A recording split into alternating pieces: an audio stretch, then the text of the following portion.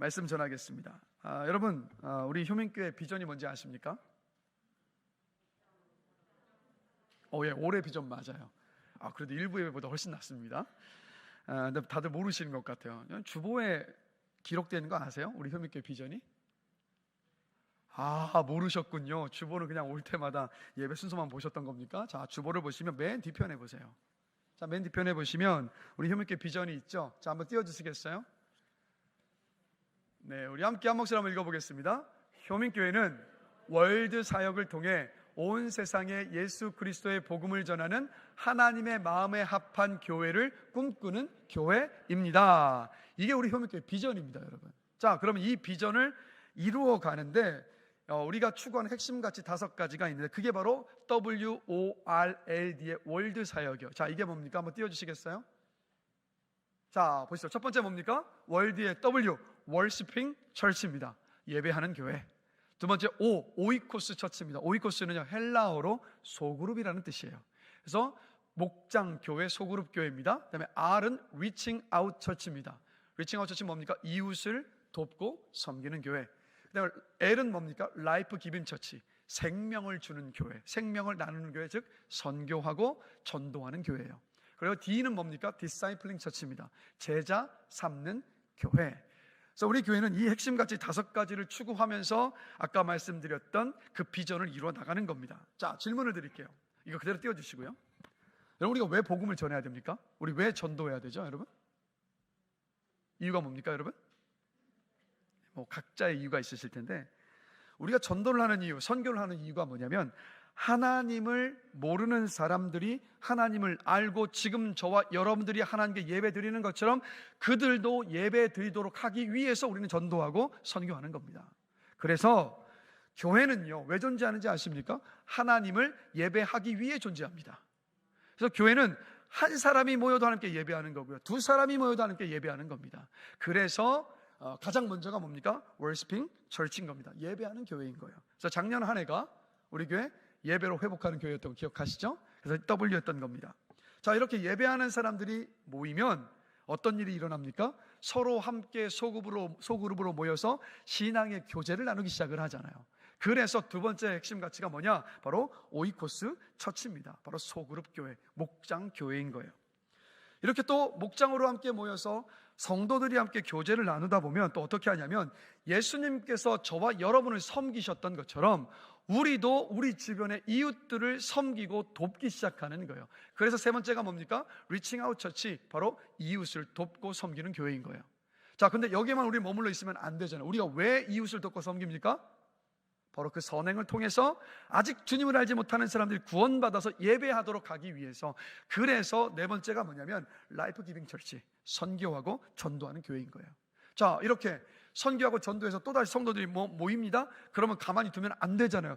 그들을 양육하고 훈련시켜서 예수의 제자로 만들어야 되지 않겠습니까?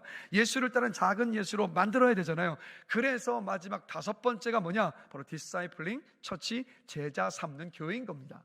그래서 우리 교회는 이 5가지 핵심 가치를 한 해 한 해 한 가지씩 추구하면서 비전으로 삼고 지금까지 오고 있습니다. 그래서 작년이 월시핑 철치, 예배로 회복하는 교회였다면 이제 두 번째 올해는 뭐가 되겠습니까? 오이코스 처치, 목장 교회인데 올해의 비전은 바로 여러분이 보시는 현수막 함께 한 목소리 한번 읽어보겠습니다.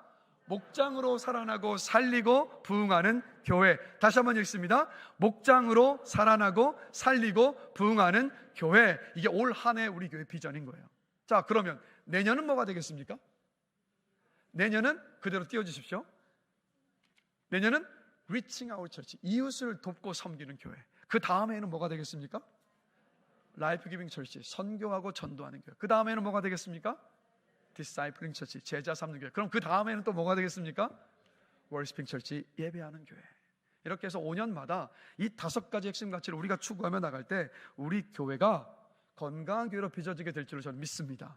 왜 그러냐면 이 핵심 가치 5가지는 제가 만든 게 아니에요.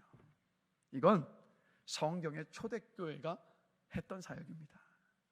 이 핵심 가치 5가지는 건강한 교회라면 마땅히 따라야 할 것들이라는 거예요. 그래서 매년 한 가지씩 이 하나하나의 비전을 품고 우리가 나갈 때 반드시 주님께서 우리 교회를 주님이 기뻐하시는 교회, 건강한 교회로 만들어 가실 것입니다. 자, 그러면 다시 한번 올해의 비전 한번 읽어볼까요? 목장으로 살아나고 살리고 부흥하는 교회. 그래서 저 위에 보이시는지 모르겠지만 영어로 Rise Up Oikos 2023라고 되어 있어요. 목장이여 일어나라 2023년. 제 바람은 올 한 해 목장이 살아나고 일어나고 부흥하는 한 해가 되기를 주님의 이름으로 간절히 기도합니다. 우리 모두가 함께하여서 목장이 살아나는 교회를 만들 수 있게 되기를 원해요. 자, 그러면 오늘 목장에 대해서 왜 목장인가라는 제목으로 말씀을 나눌 건데, 어떤 성도님들은 이런 질문을 가지고 계세요.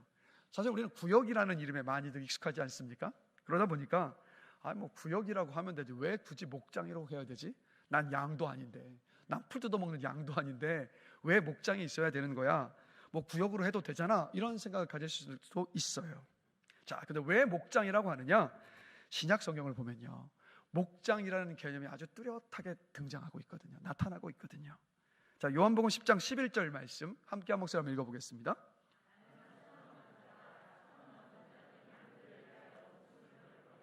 자, 이 말씀을 통해서 보시면 예수님은 자신을 목자라고 말씀하고 계시고, 예수님을 따르는 성도들을 가리켜서 뭐라고 말씀하고 계십니까?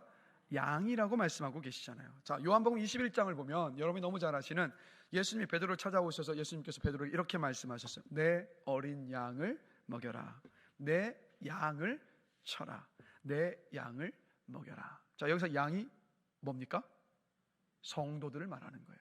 풀 뜯어먹는 양이 아니라 성도들을 말하는 거예요. 그래서 예수님은 베드로에게 내 양, 즉 내 성도를 먹이라는 목양 명령을 받은 겁니다. 그래서 여러분, 양들이 모인 곳을 목장이라고 하고 성경에서 양을 성도라고 비유하고 있습니다. 그렇기 때문에 성도들이 소그룹으로 모여 있는 것을 가리켜서 목장이라고 부르는 거예요. 그리고 양들을 인도하는 사람을 목자라고 부릅니다. 우리 모두는 예수님의 양들로서 목장을 이루고 있습니다. 그렇기 때문에 목장을 이끌어가는 사람을 가리켜서 목자라고 부르는 거예요. 자, 그런데 이것을 아셔야 됩니다. 우리의 목자는요, 딱 한 분밖에 계시지 않습니다. 누구십니까? 예수님 한 분뿐이에요. 우리의 목자장 되신 분은 예수님 한 분뿐이십니다. 그래서 목자이신 예수님께서 베드로에게 내 양을 먹이라는 목자의 직분을 주신 거예요. 그래서 베드로는 예수님께 목양을 위임받은 목자인 겁니다. 그래서 우리 교회도 보시면 목자분들이 계시고요, 2023년 한 해를 섬겨갈 또 새로운 목자분들도 세워질 건데, 이 모든 목자분들이 누구냐? 바로 양들의 주인이 아니라 우리의 목자장 되시는 예수님께 목양을 위임받은 목자들인 거예요. 그래서 목자의 사명은 뭔지 아십니까? 내 양 떼 내 제자를 만드는 것이 아니라 예수의 제자를 만드는 것이 목자의 사명입니다. 그래서 모든 목자분들은 우리 예수님께 목양 사역을 위임받은 바로 목자들이라는 거예요. 그래서 정리해보면 성도들이 소그룹으로 모인 것을 뭐라고 부릅니까? 목장이라고 부릅니다. 그래서 구역이라고 헷갈리시면 안 됩니다. 이제 대화할 때마다 뭐 구역에서 이런 얘기가 나올 때마다 제가 지적하겠습니다. 목장입니다 라고요. 목장을 인도하시는 분을 누굴 어떻게 부릅니까? 목자라고 부릅니다. 목자입니다. 구역장이라는 말이 나오면 또다시 제가 지적할 겁니다. 목자입니다. 목장과 목자. 그래서 지금 살펴본 것처럼 성도들이 모인 것을 목장이라고 하고, 목장을 인도하는 사람을 목자라고 표현하는 것이 가장 성경적이라고 저는 확신합니다. 성경에서 말씀하는 것이니까. 자, 그러면 이제 목장이라는 어떤 명칭과 목자에 대해서 다들 이해가 되셨습니까? 이렇게 반응을 해주셔야 저도 신이 나서 말씀을 전할 수 있는데, 반응이 없으면 이분들이 안 듣고 계신가, 이 마음에 제가 실족할 수 있습니다. 혹시 제가 너무 크게 실족하면 그냥 내려갈지도 몰라요. 다들 이해가 되셨죠? 자, 그럼 이제 중요한 질문을 던집니다. 자, 우리는 왜, 성도들인 여러분들은 왜 소그룹인 목장으로 모여야 될까요? 어떤 분들은요, 이 주일 예배를 마치고 이제 목장 모임에서 말씀을 나누고 함께 기도하자고 하면 이렇게 말합니다. 예배 드렸는데 왜 또 예배 드려요? 좀 그냥 집에 가면 안 됩니까? 이렇게 말하시는 분들이 종종 있어요. 아니면 주일에 이 예배를 통해서 은혜를 받았는데 왜 정해진 시간에 모여서 목장으로 모여야 합니까? 라는 질문을 던질 수가 있습니다. 아마 이 자리에는 그런 질문을 가지고 계신 분들이 계실 거예요. 그래서 이 질문에 대한 답이 필요합니다. 자, 그러면 질문 다시 한번 드릴게요. 왜 성도들인 저와 여러분들은 소그룹인 목장으로 모여야 될까요? 그 이유가 뭐라고 생각하십니까? 뭘까요, 여러분? 항상 기억하세요. 저의 질문은 항상 뻔하고 아주 쉬운 질문이라는 거. 왜 우리가 목장으로 모여야 될까요, 여러분? 이건 좀 뻔하긴 하지만 예측을 못 하실 수도 있을 것 같아요. 이유는 뭐냐면 초대교회가 그렇게 했기 때문입니다. 그게 이유예요. 초대 예루살렘 교회가 목장으로 모였기 때문에. 자, 설명을 드릴게요.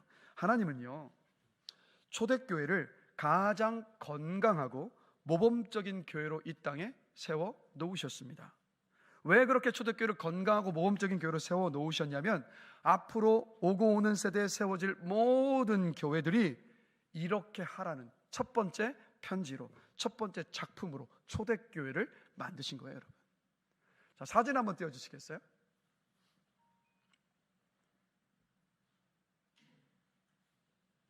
자, 여러분, 이게 뭘까요?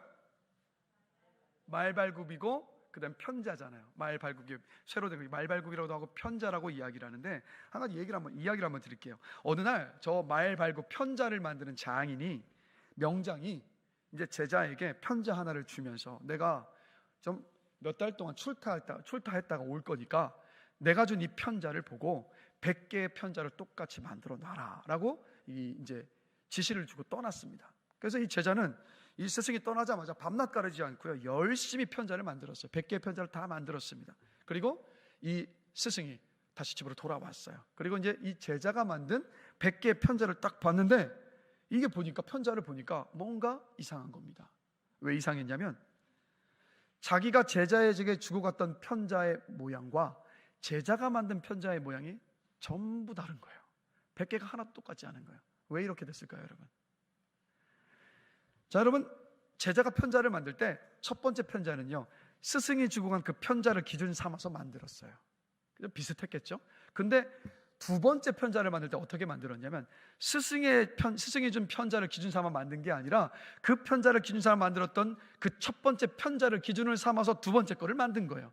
세 번째 거를 만들 때는 또 두 번째 만들었던 편자를 기준 삼아서 세 번째 것을 만들고, 이렇게 100개의 편자를 만들고 나니까 원래 주었던 편자와 똑같겠습니까? 다르겠습니까? 다 달라버렸던 거예요. 제가 왜 이 말씀을 드리냐면, 하나님은요, 교회에 이런 일이 생기지 않도록 하시기 위해서 초대교회를 모델로 주셨던 거예요. 우리가 따르고 본받아야 할 모델로 초대교회를 저와 여러분에게 남겨주셨던 겁니다. 그래서 그냥 남겨주셨던 것이 아니라 사도행전 속에, 신약성경 속에 초대교회의 모습을 기록으로 남겨주셨던 거예요. 왜요? 다른 것 기준 삼지 말고, 옆에 있는 다른 교회를 너의 교회 모델로 삼지 말고, 저 멀리 해외에 있는 어떤 유명하다는 그 교회를 너의 교회 기준으로 삼지 말고, 신약 성경에 있는 내가 모델로 세워놨던 건강한 교회, 내 뜻대로 기쁨으로 세워졌던 그 교회를 모델로 삼아서 너의 그 교회를 아름답게 세워가라는 뜻에서 주님께서 초대교회를 세워 놓으셨던 겁니다. 그렇기 때문에 초대교회, 예루살렘 교회가 하면 우리도 따라서 해야 되는 거예요. 그래야 주님께서 기뻐하시는 건강한 교회, 그리고 초대 예루살렘 교회처럼 우리 교회도 건강한 교회가 될 수 있기 때문입니다. 이게 이유예요, 여러분. 그래서 우리가 소그룹인 목장으로 모여야 되는 이유는 뭐냐? 초대교회가 소그룹으로 모였기 때문입니다. 이해가 되셨죠, 여러분? 왜 우리가 목장으로 모여야 되는지? 자, 그렇다면 초대교회는, 우리가 초대교회 목장 모임을 따라가야 되는데, 그러면 초대교회 목장은 어떻게 모였느냐? 오늘 읽은 본문 말씀 속에 초대교회 목장의 모습을 우리가 볼 수 있어요. 자, 먼저 설명을 드리고 싶은 것은, 초대교회 당시 이 이스라엘 사람들이 하루 3번 예루살렘 성전에 가서 기도를 해야 됐습니다.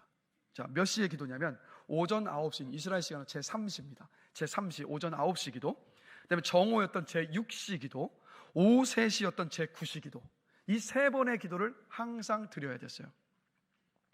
그래서 예루살렘에 거주하고 있었던 사람들은 하루에 3번 성전에 가서 기도를 했습니다. 자, 사진 한번 띄워주시겠어요?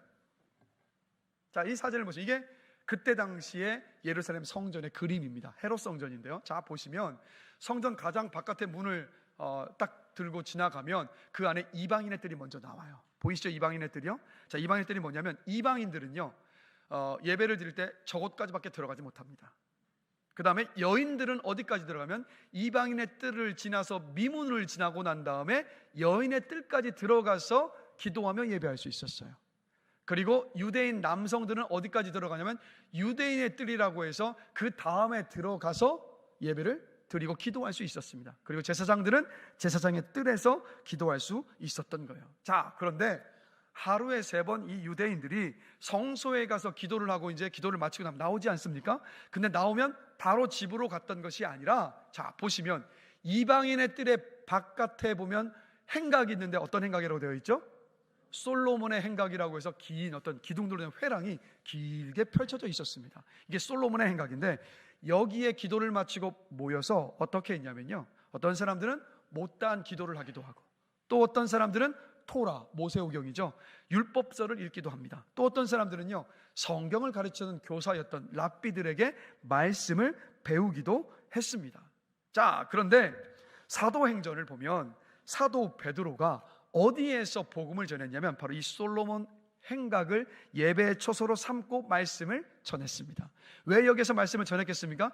이방인들까지도 머무를 수 있는 곳이었기 때문에 복음을 전하기 너무 좋은 장소였던 거예요. 그래서 사도들은 이 하루 3번의 기도 드릴 때마다 성전에 들어가고 난 다음에 하나님께 기도를 드리고 나서 이 솔로몬의 행각에서 복음을 전했던 겁니다. 이렇게 복음을 전한 거예요.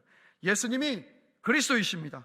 당신들이 못 박아 죽인 예수님이 십자가 위에서 죽으시고 부활하셔서 하나님이 되셨습니다. 그러니까 여러분들 회개하시고 예수 그리스도를 믿으십시오. 그럴 때 주님께서 여러분의 죄를 사하여 주십니다. 여러분이 하나님의 백성과 자녀가 될 수 있습니다 라고 베드로가 말씀을 선포했던 거예요. 근데 여러분, 이 베드로가 그냥 선포한 사람이 아니잖아요. 성령의 불을 받아 선포한 사람이잖아요.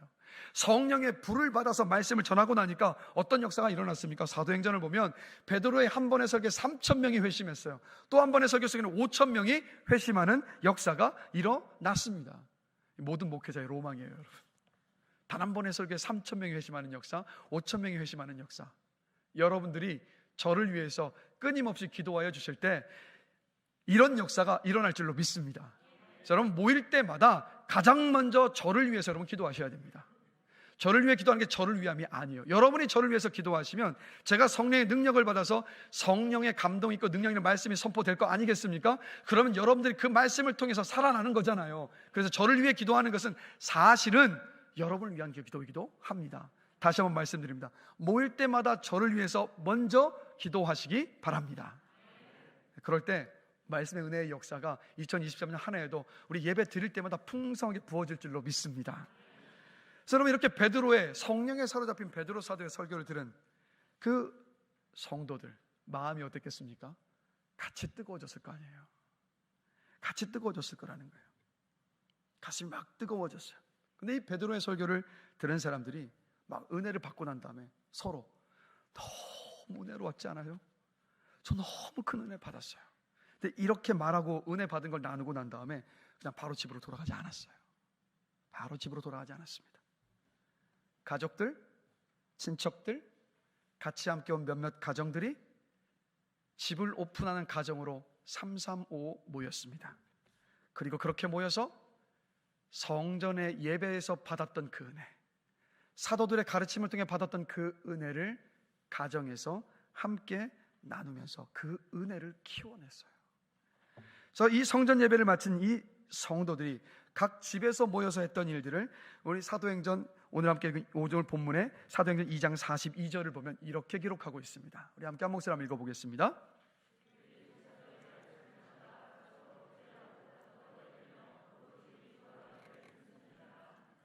아멘.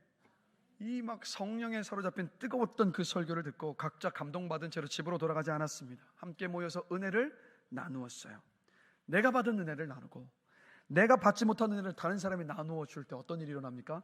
은혜 위에 은혜가 부어지는 역사가 있잖아요. 그러니까 이 일들을 이 초대교회 초대 예루살렘교회 성도들이 그 모임 속에서 누렸던 거예요. 사도들의 가르침을 통해서 받은 은혜를 서로 나누면서 그 은혜를 막 쏟아버리거나 잊어버렸던 것이 아니라, 내가 받은 은혜에 머물러 있던 것이 아니라 다른 사람과 은혜를 함께 나누면서 그 은혜를 점점 키워 갔었던 겁니다. 그렇게 막 하나님께 받은 은혜를 나누다 보니까 시간이 지나버린 거예요. 보통 여러분, 오후 3시 기도에 가장 많은 사람들이 모였어요. 왜냐하면 또 바쁜 일상들이 있다 보니까 정오의 기도와 그리고 오전 기도를 드리지 못하는 사람들이 많아서 오후 3시의 기도에 가장 많이 모였거든요. 그러다 보니까 오후 3시의 기도에 모였던 사람들이 많고 베드로 사도의 설교를 듣고 은혜를 받은 사람들이 은혜를 나누다 보니까 어느덧 시간 가는 줄 모르고 있다 보니까 저녁 먹을 시간이 되어버린 거예요. 그럼 어떻게 하냐면 모임을 연 집에서 차려낸 빵과 포도주를 함께 먹었습니다. 근데 그냥 먹은 게 아니라 작은 성찬식을 했어요. 그래서 이렇게 했습니다. 이 빵을 먹을 때마다 우리 모두 기억합시다. 이 빵은 우리를 살리신 우리 주님의 몸입니다. 이 잔을 마실 때마다 우리 모두 기억합시다. 이 포도주는 우리를 위해 흘리신 우리 주님의 피입니다. 이 빵과 포도주에 부끄럽지 않은 삶을 삽시다라고요. 결단했고 결의를 다짐했고 서로를 격려했던 겁니다. 우리의 목장 모임 안에서도 이런 일들이 일어나게 되기를 주님의 이름으로 간절히 축원합니다. 그래서 이렇게 성찬식을 하고 난 다음에 어떻게 한지 아십니까? 그대로 끝낸 게 아니에요. 다시 말씀 띄워주시겠습니까? 42절 말씀 어떻게 했습니까? 오로지 기도하기를 힘쓰니라. 오로지 기도하기를 힘쓰니라. 그 나머지 시간은요, 이 떠나지 않고 함께 서로를 위해서 오직 기도하기를 힘썼던 겁니다. 그래서 가정에 모여서 받은 은혜를 나누고 남은 시간 성도를 위해서 서로를 위해서 기도해 주는 것이 바로 여러분 목장입니다.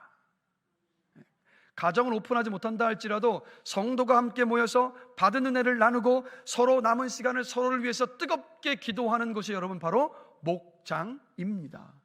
이게 초대교회에서 모델로 만들어 놓은 목장의 모습이에요. 질문 드릴게요. 기도하면 어떤 일이 일어납니까, 여러분? 기도하면 어떤 일이 일어나죠? 기도 응답이 일어나잖아요. 기도하면 어떤 일이 일어납니까? 기적이 일어납니다. 왜 그렇습니까? 우리의 기도를 들으시고 하나님이 응답해 주시기 때문입니다. 근데 기도 안 하면 응답도 없고요, 기도하지 않으면 기적도 일어나지 않습니다. 그래서 기대하고 기도하고 기쁨으로 기다리면 기적이 일어납니다. 그래서 우리는 기도할 때 오기로 기도하는 거예요. 오기로 기도하고 기대하고 기도하고 기뻐하고 기다리면 기적이 일어납니다. 자, 한번 따라해 보실까요? 기대하고 기도하고 기쁨으로 기다리면 기적이 일어납니다. 자, 한번 다 같이 다시 한번 해보겠습니다.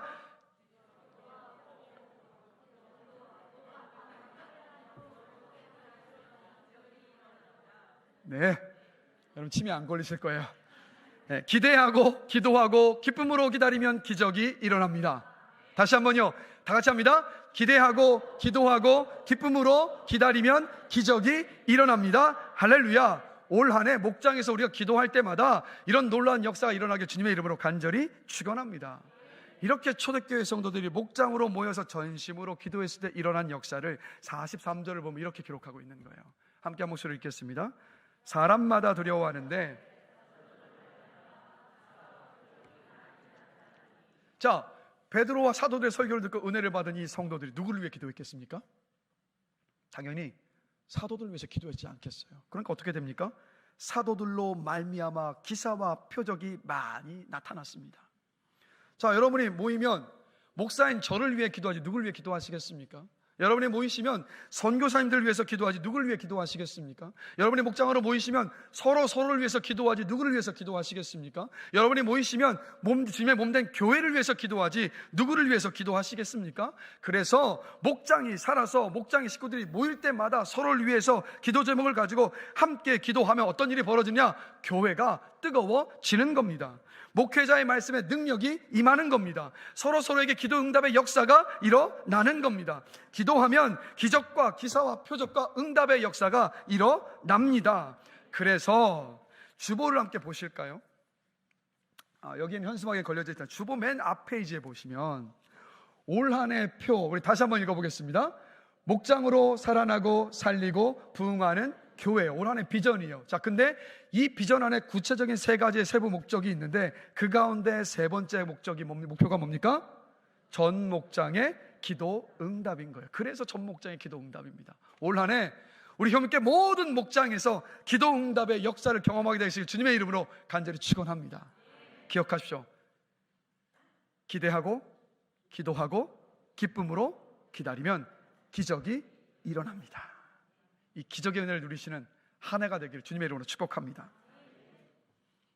그래서 베드로의 한 번 설교에 3,000명씩 5,000명씩 회심했다고 말씀드렸죠.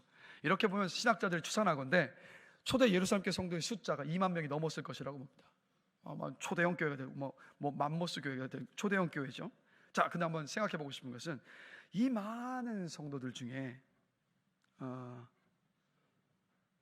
몇 명의 성도들이 목장으로 모였을까요, 여러분? 2만 명 성도 중에 몇 명이 목장 모임으로 모였을까요, 여러분? 몇 명일까요, 여러분? 10,000명? 또요? 몇 명이요? 5,000명? 2만 명이요? 자, 말씀 함께 보실까요? 46절, 47절 말씀 한번 보겠습니다. 우리 46절 말씀, 노란색으로 되는 이 말씀만 함께 한 목소리로 읽겠습니다.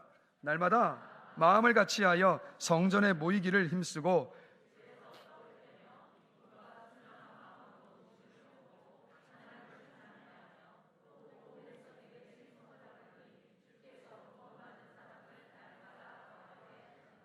죄송합니다. 제가 실수했습니다. 그래서 여러분 저를 위해서 기도해 주셔야 돼요. 44절 보겠습니다. 그래서 기도해 주셔야 돼요. 함께 읽겠습니다. 믿는 사람이 다 함께 있어 모든 물건을 서로 통용하고. 보십시오. 몇몇 사람이 아니라 모든 성도가 흩어져서 목장으로 모였습니다. 모두 흩어져서 목장 속에서 받은 은혜를 나누며 서로를 위해서 기도했던 거예요. 그래서 올 한 해 구체적인 목표 첫 번째가 뭡니까? 다시 한번 짚어보실까요? 뭐죠? 함께 읽겠습니다. 전교인 목장 참여. 전교인 목장 참여. 그래서 여러분, 목장 모임은 전교인이 참여하는 겁니다. 왜요? 초대교회가 전교인이 모였고 전교인이 목장 모임으로 참여했을 때 그 교회가 건강한 교회, 주님께서 기뻐하시는 교회로 세워졌기 때문입니다. 전교인 목장 참여가 올 한 해 목표입니다, 여러분. 이 자리에 목장에 혹시 참여하지 않은 분이 계시다면 올 한 해 시간이 시작하면서 한 분도 빠짐없이 목장에 참여하시게 되시기를 주님의 이름으로 축원합니다. 자, 이렇게 성도가 목장으로 모였는데 그러면 목장 모임은 몇 번이나 있을까요, 여러분?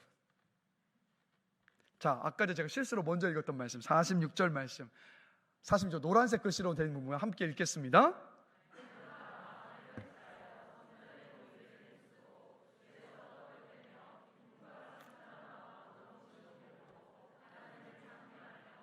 아멘. 자, 목장 모임을 몇 번이나 했습니까? 부담스러우시죠? 야, 이 목사님이 저 말씀 따라서 날마다 모이라고 할지도 모르겠다, 이렇게 걱정하시는 것 같은데 초대교회 성도들은 매일 모였습니다. 이유가 뭐냐면 매일 성전에 모였기 때문에. 제가 말씀드렸잖아요. 하루 3번을 기도해야 됐기 때문에 하여튼 한 번이라도 성전에 갔단 말이에요. 그렇기 때문에 매일 모인 거예요. 성전에서 매일 대예배를 드렸기 때문에 매일 소그룹 모임으로 모였던 겁니다. 자, 그런데 우리는 일주일에 한 번 이 주일에 함께 모여서 예배 드리잖아요. 그렇기 때문에 우리는 일주일에 한 번 목장 모임을 갖는 거예요. 균형을 맞추어서.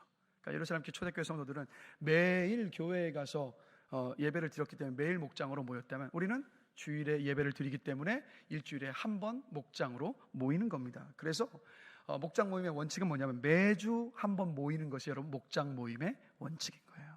초대교회 모습을 따라서.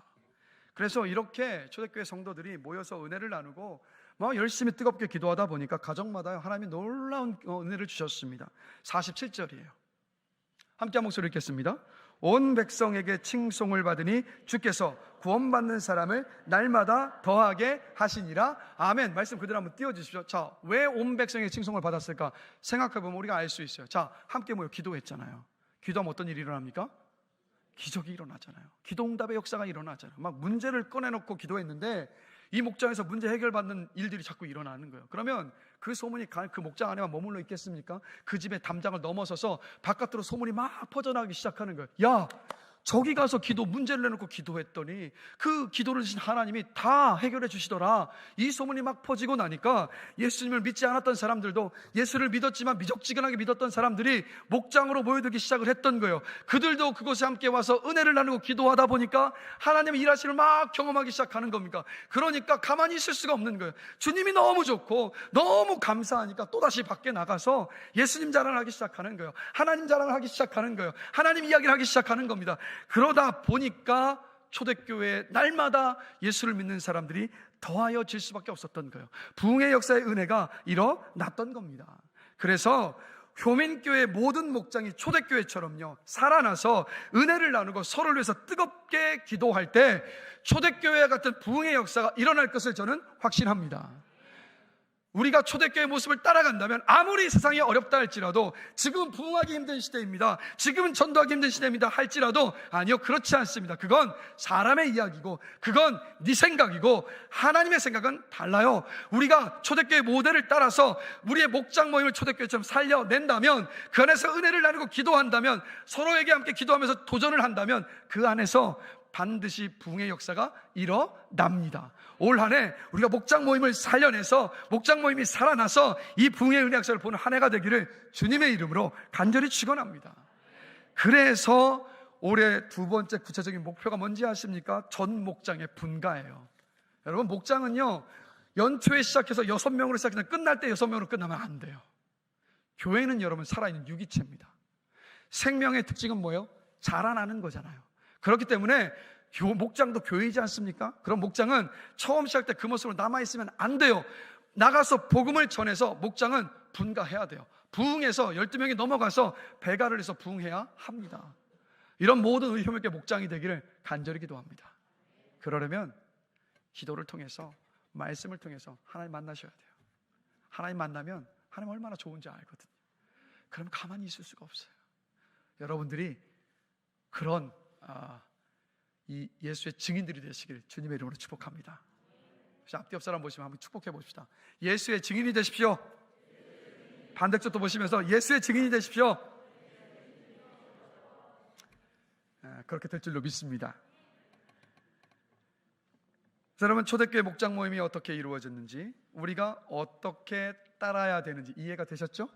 자, 그럼 마지막으로 제가 생각해 본 것은 뭐냐면, 왜 이렇게 주님이 목장으로 모여라, 너에겐 공동체가 필요하다라고 강조하셨는가? 이걸 한번 생각해 보고 싶습니다. 왜 신앙생활을 혼자 하면 안 되고 공동체에 모여서 함께 해야 하는가? 그 이유를 알아야 돼요. 세 가지 이유가 있습니다. 첫 번째, 하나님이 공동체이시기 때문입니다. 자, 우리 하나님은요, 한 분이시지만 세 분이시죠. 이거 뭐라고 말합니까? 삼위일체라고 말해요. 그래서 우리 하나님은 세 분의 하나님이시죠. 어떤 분이십니까? 성부 하나님, 그 다음에 성자 예수님, 그리고 성령 하나님입니다. 이 삼위일체, 세 분이시지만 한 분이시고 한 분이시지만 세 분이신 거예요. 이미 하나님은 그냥 하나님 자체가 그냥 공동체로 존재하시는 거예요. 세 분이지만 하나 된 공동체로 존재하시는 거예요. 그래서 창세기 1장 26절 함께 보실까요? 자, 한 목소리 한번 읽어보겠습니다. 하나님이 이르시되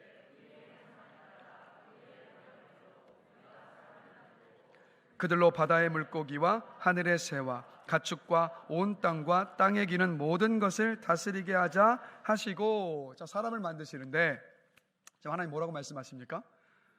우리라고 말씀하시잖아요. 우리, 내가 내 형상을 따라서 내 모양대로 내가 사람을 만들고라고 하신 게 아니라 우리의 형상을 따라 우리의 모양대로 우리가 사람을 만들고 오라고 하신 거예요. 무슨 말입니까? 창조 사역을 하실 때 삼위일체 하나님이 함께 하셨다는 말이잖아요. 그러니까 하나님은 공동체로 존재하셨고, 하나님은 일하실 때마다 항상 이 삼위일체 하나님이 세 분이 함께 일하시는 겁니다. 구원의 역사를 보더라도 똑같아요. 자, 구원의 계획을 세우신 분은 하나님 아버지이십니다. 근데 그 구원의 역사를 십자가 위에서 이루신 분은 성자 예수 그리스도이십니다. 그리고 저와 여러분들 안에 구원을 이루어 가시는 분은 누구십니까? 성령 하나님이시잖아요. 그러니까 우리의 구원의, 우리 한 명 한 명들의 구원의 역사에 성부와 성자와 성령 하나님 세 분의 하나님이 합동하여 합작하여서 일하신 거예요. 그럼 얼마나 영광스럽습니까? 삼위일체 하나님이 여러분 한 사람들을 구원하셨고 지금도 구원의 역사를 이루어 가고 계시니까 여러분의 인생은 삼위일체 하나님이 붙들고 있는 인생입니다. 그러니까 두려워하지 마시고 용기를 가지시고 담대하게 여러분의 인생의 골리앗들을 통과하시길 주님의 이름으로 축복합니다. 그래서 이런 하나님이, 공동체이신 하나님이 저와 여러분을 하나님의 형상을 따라 만드셨잖아요. 하나님께서 우리로 활동하셨다면 하나님의 형상을 따라 만들어진 저와 여러분들도 우리로 활동해야 한다라는 것을 보여주시는 거잖아요. 하나님이요, 혼자 하실 수 없으셔서 세 분이 함께 하신 것이 아니에요. 우리에게 본을 보여주신 거예요. 너희도 혼자 하는 것이 아니라 함께 해라라고. 그래서 하나님은, 하나님의 일은 혼자 하는 것이 아니라 함께 하는 것이다. 공동체가 너희들에게 정말로 필요하다라는 것을 그냥 하나님 자신으로서 여러분 보여주셨던 겁니다. 그렇기 때문에 종종 이런 분들을 만나요. 신앙생활 나 혼자 할게요, 아무도 함께하지 않아도 돼요라고 말씀하시는 분을 종종 만나는데 몰라서 그런 거예요. 절대 그렇지 않습니다. 혼자 하는 것이 편하다 할지라도 혼자 하면 안 돼요. 공동체로 함께 하라는 것이 하나님의 명령입니다. 하나님께서 그 몸을 직접 보여주셨기 때문에 우리는 그 본을 따라서 우리도 공동체로 모여야 되는 거예요. 우리도 목장으로 모여야 되는 겁니다. 이해되셨죠? 하나님이 공동체이시기 때문에 우리도 공동체로 모여야 됩니다. 두 번째 이유가 있습니다. 혼자 있으면 위험하기 때문이에요. 성경을 보면 죄를 짓는 사람들의 이야기가 많이 기록되어 있습니다. 그런데 공통적인 특징이 있습니다. 언제 죄를 지었을까요? 혼자 있을 때. 가장 대표적인 사람 누가 생각나십니까? 다윗이요. 사실 다윗은 사울 왕에게 쫓겨다닐 때 광야로 쫓겨다녔습니다. 그런데 그 광야를 쫓겨다닐 때 사울은 혼자 있지 않았어요.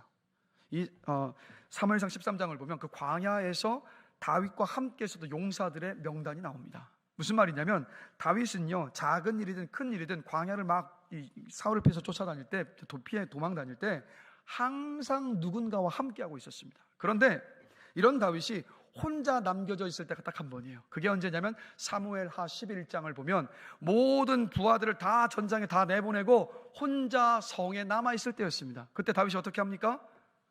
다윗성 꼭대기로 올라가요. 혼자 꼭대기에 올라가서 그 해질녘에 거닐고 있는데 그때 저 멀리 떨어진 가정집에 한 여인이 목욕하고 있는 모습을 보고 그 여인을 불러서 범해버리고 맙니다. 근데 그 여인이 누구였습니까? 다윗의 충직한 부하였던 우리아의 아내였잖아요. 그래서 보십시오. 혼자 있는 시간이요, 마귀가 신방오기 가장 좋은 시간입니다. 혼자 있는 시간이 마귀가 신방오기 가장 좋은 시간. 그래서 마귀는 저와 여러분들이 언제 혼자 있는지 그 시간을 찾고 기다리다가 우리가 혼자 있을 때 찾아와서 유혹을 툭 던져버리는 거예요. 그래서 다윗도 마귀가 신방오기 딱 좋은 혼자 있는 그 시간에 다윗의 마음에 유혹으로 찾아왔고 그 유혹 앞에 무너졌던 겁니다. 창세기를 보면 마귀가 또 혼자 신방 와서 죄를 진 한 사람이 또 있어요. 누굴까요? 하와요. 하와가 혼자 선악을 하게 한 나무 앞에서 막 침을 흘리며 군침을 좀 쳐다보고 있을 그때, 혼자 있을 그때 마귀가 신방 왔습니다. 만약 그 곁에 아담이 있었다면 그러면 하와는 선악과를 따먹지 않았을 거예요. 기억하세요. 마귀가 언제 신방 온다고요? 혼자 있을 때. 혼자 있을 때. 그래서 혼자 신앙생활하는 사람은 가장 큰 위험에 도전하는 사람입니다. 우리는 예외 없이요, 우리 한 사람도 예외 없이 반드시 우리는요, 함께하며 나를 도와주고 나를 끌어주고 나를 밀어주고 나를 위해서 기도해주고 나를 챙겨주고 나를 붙잡아주고 나를 격려해줄 공동체와 동역자가 필요합니다. 없이는 우리 절대로 우리 믿음 지킬 수 없어요. 근데 여러분, 성경을 보면 혼자 있어도 유일하게 마귀를 이기신 분이 한 사람이 있습니다. 누굴까요? 우리 예수님이요. 아시죠? 40일을 금식하시고 난 다음에 그 광야에서 마귀가 찾아오잖아요. 3가지 시험을 했잖아요. 근데 3가지 시험이 어떤 시험입니까? 엄청나게 어려운 시험, 누구라도 넘어질 시험입니다. 그런데 우리 예수님은 그 시험을 이기셨어요. 왜 이기셨을까요, 여러분? 우리 지금 하나님이시니까. 하나님이시기 때문에 마귀 시험을 이기셨습니다. 혼자 계셨지만 하나님이셨기 때문에 마귀의 시험을 이기실 수 있으셨던 거예요. 자, 그런데 이렇게 혼자 계셔도 아무 문제 없으셨던 이 주님이, 예수님이 공생의 사역 기간 동안에 몇 명의 사람들과 동고동락하셨습니까? 12명의 제자들과 동고동락하셨어요. 언제나 함께 하셨어요. 혹시 12제자와 간혹가다 함께 하시지 못할 때면 몇 명과 함께 하셨습니까? 3명의 제자와 함께 하셨어요. 누구죠? 베드로와 야고보와 요한이요. 그래서 목장 모임의 최소 인원이 몇 명인지 아십니까? 3명입니다. 그리고 목장 모임의 최대 인원이 몇 명인지 아십니까? 12명인 거예요. 12명을 넘어가면 분가해야 됩니다. 바람은요, 올 한 해 진짜 12명이 넘어가는 목장이 생겨서 분가하는 분가식이 일어나는 한 해가 되기를 간절히 기도합니다. 얼마나 기쁘겠으면. 예배 시간에 왔는데 예를 들면 사랑 이 목장이 지금 배가에서 오늘 분가를 합니다. 그래서 이제 새롭게 분가에 나가는 목장과 또 분가시켜주는 목자가 서로 함께 나와서 함께 호구해주고 함께 기도해주고 우리가 서로 함께 축복해 주시는 그런 날이 꼭 있게 되기를 주님의 이름으로 간절히 기도합니다. 그래서 예수님은 혼자 계셔도 마귀의 유혹 앞에 넘어지지 않을 뿐이셨는데도 불구하고 혼자 있어도 문제가 없으신 예수님조차도 공동체가 필요하다라고 하셨는데, 하물며요 혼자 있으면 안 되는 저와 여러분들은 공동체가 필요하겠습니까? 필요하지 않겠습니까? 당연히 필요하죠. 여러분, 믿음의 공동체가 있어야죠. 목장이 있어야죠. 그래야 믿음을 지킬 수 있습니다. 그래야 소망을 가지고 천국을 바라보면서 걸어갈 수 있습니다. 그래서 목장으로 모여야 되는 거예요. 혼자 있으면 위험하기 때문에. 다 공감되시죠, 여러분? 세 번째, 마지막 이유가 있습니다. 하나님께서 공동체를 기뻐하시기 때문입니다. 창세기 1장을 보면 하나님께서 6일 동안 천지를 창조하셨습니다. 그러면 그 하루하루 창조의 일을 다 마치시고 난 다음에 공통적으로 이렇게 기록이 되어 있어요. 하나님이 보시기에 좋았더라. 하나님이 보시기에 좋았더라. 그래서 매일의 창조 후마다 하나님은 막 심히 당신께서 창조하신 이 모든 우주 만물을 바라보시며 너무 흡족해 하셨고 너무 기뻐하셨어요. 왜요? 완벽히 만드셨거든요. 완벽히 만드셨거든요. 그래서 여러분들도 하나님의 걸작품입니다. 우리 작년 한 해 동안 우리 함께 서로 고백했던 건데 우리 다시 한번 고백해 보겠습니다. 나는 하나님의 걸작품입니다. 자, 옆 사람들 보시면서 당신은 하나님의 걸작품입니다. 네. 여러분이 걸작품인 이유는 여러분에게 이유가 있는 게 아니라는 거 아시죠? 완벽하시고 선하신 하나님이 여러분을 만드셨기 때문에, 그분이 여러분을 사랑하고 계시기 때문에 걸작품인 거예요. 네. 이렇게 하나님이 기뻐하셨단 말이에요. 자, 그런데 딱 한번 보시기에 안 좋았더라라고 말씀을 하시는데 그게 언제냐? 창세기 2장 18절입니다. 우리 함께 한 목소리 읽어보겠습니다.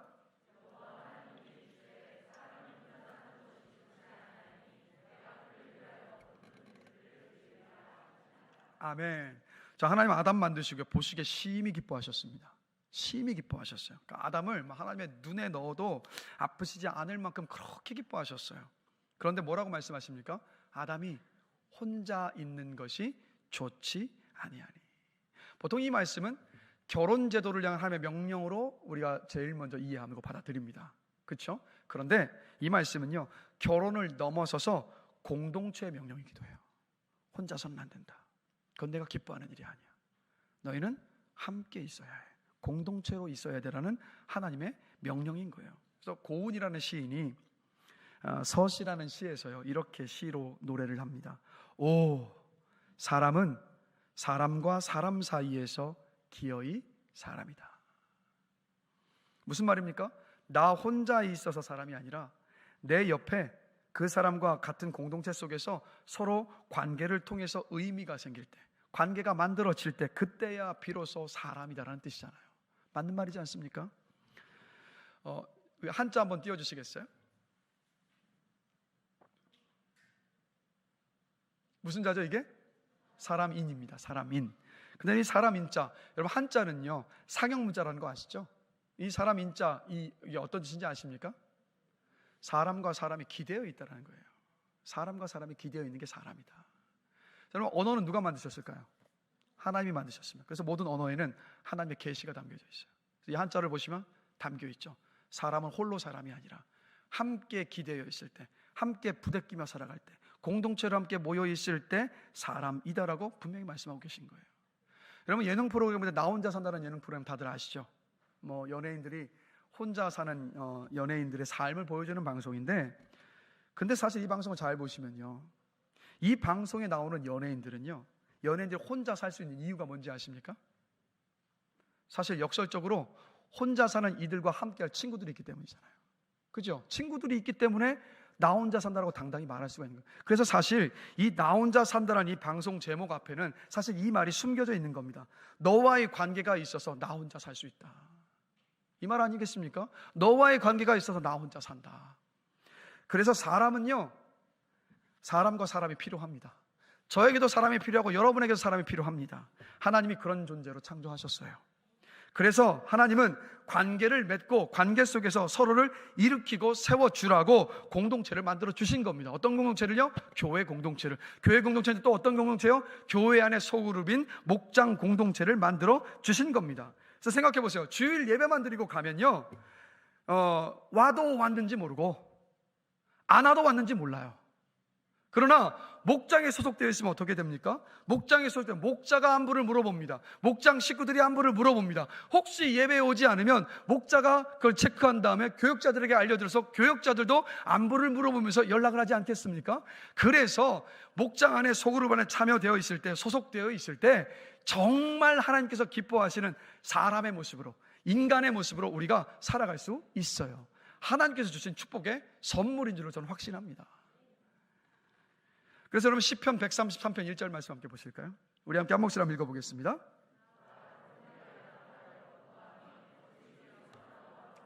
다시 한번 읽겠습니다. 보라, 형제가 연합하여 동거함이 어찌 그리 아름다운고. 하나님의 공동체를 만들어 주시고요, 저와 여러분이 교회 공동체 안에서 함께 기뻐할 때, 이때 하나님이 기뻐하십니다. 목장 모임에서 목장 식구들 서로가 기도하면서 믿음을 살려줄 때 하나님은 기뻐하십니다. 목장에서 목장 식구들 모두가 다 함께 교제하고 하나로 연합될 때, 그때 하나님은 기뻐하십니다.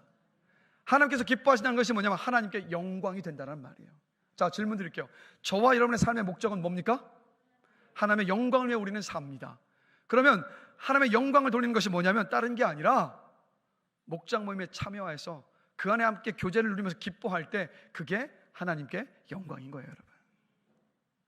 그러니까 목장 모임에 부지런히 참여하셔서 하나님께서 주신 성도의 교제 축복을 누리시는 여러분 되시기를 주님의 이름으로 축복합니다. 그래서 하나님께 기쁨이 되시고 하나님께 영광 돌리시기를 주님의 이름으로 간절히 축원합니다. 그래서 이렇게 우리가 목장 안에서 함께 교제하며 연합할 때 하나님이 기뻐하십니다. 그런데 또 동시에 목장은요, 우리에게도 기쁨이 되고 유익이 된다는 거. 그렇죠? 뭐냐면 첫 번째, 교회는요 말씀을 가르치기도 하는 곳이지만 또 어떤 곳이냐면 말씀을 서로 살아내는 것을 보여주면서 함께 예수님을 닮아가는 곳이 교회잖아요. 그래서 목장 안에서 막 서로 말씀을 살아내는 모습을 보면 어떻습니까? 도전받잖아요. 야, 나는 저 말씀대로 순종하지 못했는데 할 수 있구나. 그래, 나도 살아볼 수 있어. 우리 이런 도전과 격려를 목장 안에서 받잖아요. 그러다 보면 어떻게 됩니까? 예수 그리스도를 닮은 성숙한 그리스도인으로 우리가 점점 자라가는 겁니다. 그래서 제 간절한 기도 제목은 뭐냐면 우리 모든 목장들마다 이런 간증들이 많아졌으면 좋겠어요. 목장에 어느 집사님, 어느 권사님이 말씀대로 살아가는 모습을 보니까 제가 너무 큰 도전을 받았어요. 그래서 나도 저렇게 살고 싶다는 그 마음에 막 결심과 감동이 몰려왔습니다. 그래서 저는 우리 효민교회에 와서 목장 모임에서 신앙생활이 무엇인가 배울 수 있었고, 목장 모임을 통해서 제가 예수님을 알아갈 수 있었고, 이만큼 제가 성장할 수 있었습니다 라는 이런 간증의 고백들이 올 한 해 효민교회 모든 목장들마다 넘쳐나게 되기를 간절히 기도합니다. 여러분들이 그 주인공이 되시길 주님의 이름으로 축복합니다. 그리고 여러분들이 목장 안에서 누군가의 신앙의 롤 모델이 되시기를 주님의 이름으로 축복합니다. 그리고요, 미국 메릴랜드 대학에서 연구를 하나를 했습니다. 근데 연구가 어떤 연구냐면, 결과가 뭐냐면 사람은 다른 사람과 함께 있을 때, 혼자 있을 때보다 30배 더 많이 웃는다고 합니다. 30배요. 가만히 한번 생각해 보세요. 정말 그렇지 않습니까? 30배. 근데 이 연구를 보면 말하는 사람의 46%는 말을 더 많이 하면서 더 많이 웃는데요. 그런데 이상한 건 뭐냐면 말을 더 많이 하면서 웃는데, 그렇게 많이 하는 말 가운데 15%만 웃을 일인데 그냥 웃는데요. 그냥 웃는데요. 근데 정말 그렇더라고요. 생각해 보니까. 그래서 여러분들 모두 목장에 가야 삽니다. 여러분 이 세상 뉴스와 소식들을 들으시면 살만한 세상입니까? 힘들잖아요. 지치고 낙심하게 만들 일이 얼마나 많아요. 근데 만약에 그렇게만 그 인생의 무거운 짐만 다 짊어지고 있으면 우리 살 수 있겠습니까? 못 살잖아요. 근데 목장으로 모여서 함께 웃으면 우리 살 수 있습니다. 우리 살 수 있다고요. 그리고 목장은 사실 여러분 내 하고 싶은 이야기를 하기 위해 모이는 곳입니까? 남 얘기 들어주기 위해 오는 곳입니까? 들어주기 위해 오는 분이라고 말하시면 진짜 성숙한 분들이신데 솔직해지십시다. 뭘 들어주기 위해 가세요? 내 얘기 하고 싶어서 가시는 거잖아요. 왜 이렇게 예배하는 시간들이 정직하셔야죠. 솔직히 얘기하면 들어주고 싶은 마음은 있어요. 그러나 내 얘기 하고 싶어서 가지 않습니까? 네, 여러분 내 얘기하는 시간이 필요하잖아요. 그렇죠? 내 얘기하는 시간이 필요해요. 내 얘기를 해야 그래야 우리 삽니다. 목장이 바로 그런 곳이잖아요. 그래서 여러분 목자분들을 위해서 여러분 끊임없이 기도하셔야 됩니다. 왜인지 아세요? 여러분 쉼없이 말하시잖아요. 목자분들은 어지간하면 듣지 않아요. 그렇죠? 듣는 일 쉽습니까? 어렵습니까? 어려운 정도가 아니라 고됩니다, 여러분. 얼마나 고된데요. 이거 듣고 있는 말, 그것도 그냥 듣고 있는 게 아니라 반응을 하면 들어야 되잖아요. 맞아요. 그래 맞아요.